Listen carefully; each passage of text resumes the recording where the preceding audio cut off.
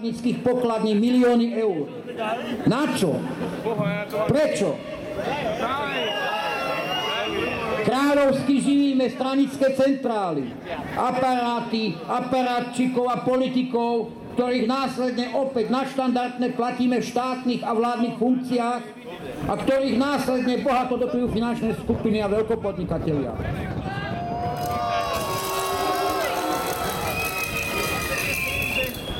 A to všetko platíme len za to, že sa spolčujú proti nám.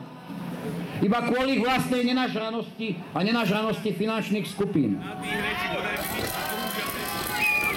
Isté, tieto stranické centrály teraz budú na fórach cez platených a diskutujúcich a cez blogy, či cez mainstreamové médiá presviečať o tom, ako hrozné a čo zlé sa stane, keby sme tento ich systém rozbili.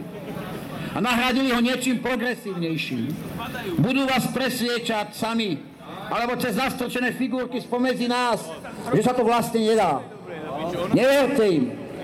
Klamú a snažia sa iba zachrániť svoje válovy. A budú vás priamo či nepriamo zastrašovať. Len sú to práve oni, čo sa boja a musia sa báť. Nepotrebujeme žiadne politické strany. Mali sme jednu, ktorá vládla sama a nefungovalo to dobre. Teraz ich máme desiatky v demokratickej súťaži a funguje to ešte horšie.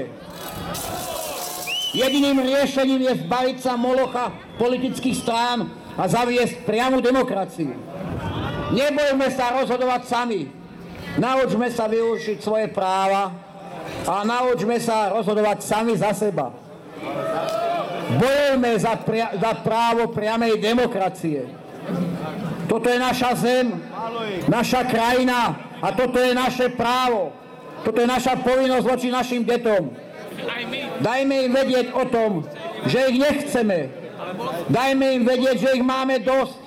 A ich miesto je za to, čo urobili nie vo vláde a v parlamente, ale v Ilave a v Leopoldove. Ďakujem.